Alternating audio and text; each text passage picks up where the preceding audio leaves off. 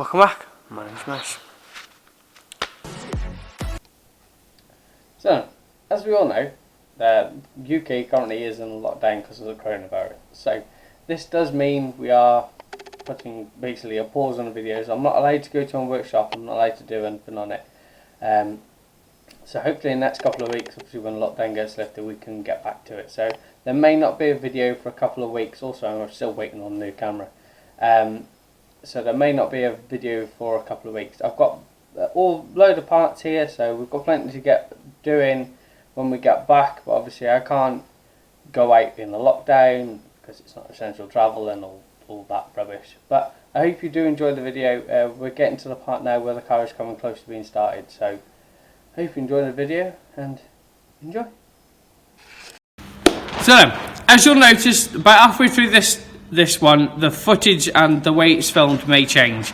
We actually moved from the camera, which actually died, to my iPhone. So if the footage is a bit out of sync or it's sort of a bit wobbly, that's because my brother, my cameraman for this, was obviously holding the phone. So if it's a bit shaky, it's because obviously he was shaking as well. But this is why the film changes and why it looks slightly different and maybe sounds different. So let's get cracking.